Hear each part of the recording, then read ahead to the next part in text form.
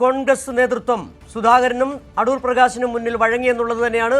ഹൈക്കമാൻഡിന്റെ തീരുമാനം മാറ്റിയിരിക്കുന്നു. സുധാകരനും ഒപ്പം തന്നെ അടൂർ പ്രകാശിനും മത്സരിക്കാം. രണ്ടുപേരോടും നോൺ ലയബിലിറ്റി സർട്ടിഫിക്കറ്റ് വാങ്ങാൻ നിർദ്ദേശിച്ചിരിക്കുന്നതാണ് ഏറ്റവും പുതിയ വാർത്ത. ഇപ്പോൾ വിഷ്ണു തലവൂർ ദില്ലിയിൽ നിന്ന് ചേരുന്നു. വിഷ്ണു, ഒരുപക്ഷേ ഒരു പാർട്ടിയെ സംബന്ധിച്ച് എന്തൊരു ദുര്യോഗമെന്ന് തന്നെ പറയേണ്ടി വരുന്നുണ്ട്. കോൺഗ്രസ് എന്ന് പറയുന്ന പാർട്ടിയെ പ്രതിസന്ധിയിലാക്കിയത് സംസ്ഥാനത്തെ UDF കൺവീനർ അടൂർ പ്രകാശാണ്. മുൻ KPCC അധ്യക്ഷൻ കെ സുധാകരനാണ്. രണ്ടുപേരും MP-മാരുമാണ്. രണ്ടുപേരുടെയും പിടിവാശിക്ക് മുൻപിൽ കോൺഗ്രസ് ഹൈക്കമാൻഡിന് കീഴടങ്ങേണ്ടി വന്നിരിക്കുന്നു.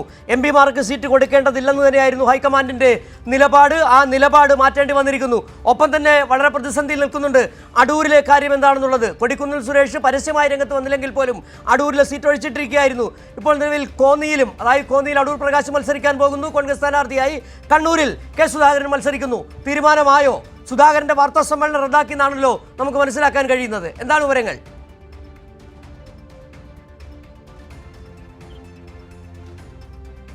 വിഷ്ണു തലവൂർ ദില്ലിയിൽ നിന്ന് ചേരുന്നു. വിഷ്ണു, ഏതായാലും കോൺഗ്രസ് ഹൈക്കമാൻഡ് വെട്ടിലായിരിക്കുന്നു. സുധാകരന് മുന്നിൽ അടൂർ പ്രകാശിന് മുന്നിൽ മുട്ടുമടക്കിയിരിക്കുന്നു കോൺഗ്രസ് നേതൃത്വം.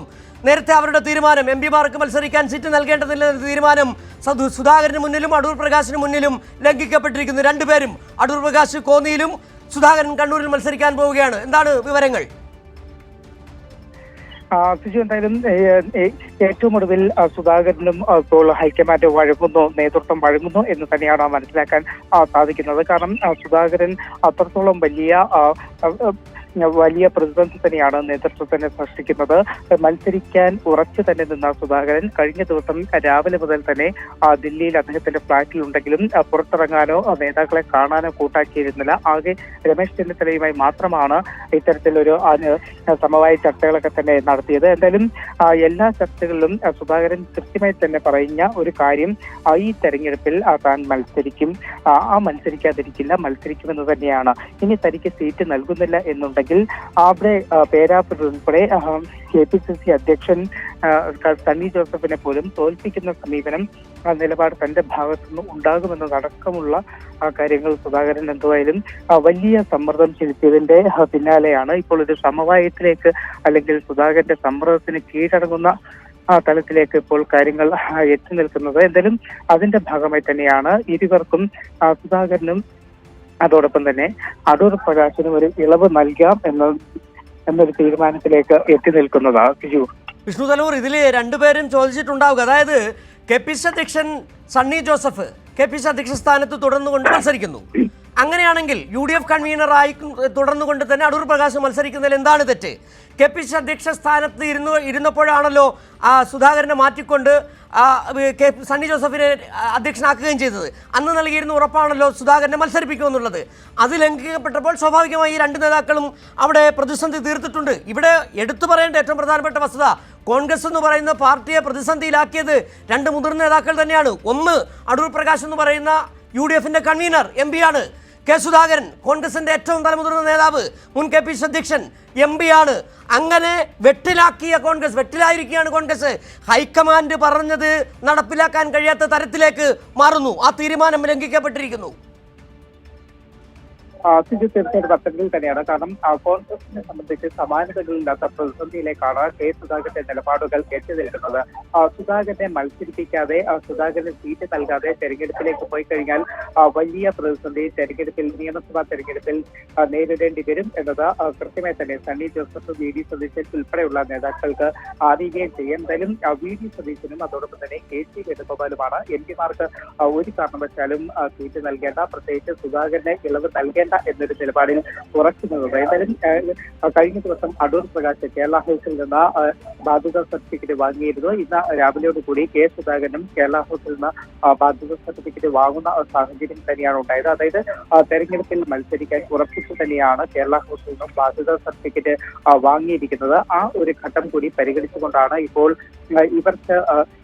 ഇവരുടെ മുന്നിൽ വഴങ്ങാനായിട്ടുള്ള തീരുമാനം കൂടി നേതൃത്വത്തിന്റെ ഭാഗത്തുനിന്ന് ഉണ്ടാകുന്നത്. കാരണം ഈ നിയമസഭാ തെരഞ്ഞെടുപ്പ് എന്ന് പറയുന്നത് കോൺഗ്രസിനെ സംബന്ധിച്ച് ജീവൻ മരണ പോരാട്ടം എന്ന് തന്നെ പറയേണ്ടി വരും. കഴിഞ്ഞ 10 വർഷമായി പ്രതിപക്ഷത്തിരിക്കുന്ന കോൺഗ്രസ് ഇത്തവണ ഏത് വിജയനെയും ജയിക്കണം എന്ന നിലയിൽ ഉറപ്പിച്ചുകൊണ്ടാണ് മത്സരത്തിന് ഇറങ്ങുന്നത്. പക്ഷെ ആ മത്സരത്തിന് ഇറങ്ങുമ്പോൾ തന്നെ കോൺഗ്രസ് ഇതുവരെ പറഞ്ഞ അവരുടെ ശോഭയെല്ലാം കെടുന്ന തലത്തിലുള്ള ഒരു കോൺഗ്രസിന്റെ പ്രതിച്ഛായ തന്നെ ഇല്ലാതാകുന്ന തരത്തിലുള്ള പ്രതികരണങ്ങളും സമാനതകളില്ലാത്ത പ്രശ്നങ്ങളും പഠനത്തിനും തന്നെയാണ് ഉയർന്നു വന്നത്. എന്തായാലും ആ ഒരു സാഹചര്യം കൂടി പരിഗണിച്ചുകൊണ്ടാണ് ഇപ്പോൾ ഇരുപർക്കും ഒരു ഇളവ് നൽകിയേക്കാം എന്ന തലത്തിലേക്ക് ആലോചനകൾ എത്തി നിൽക്കുന്നത്.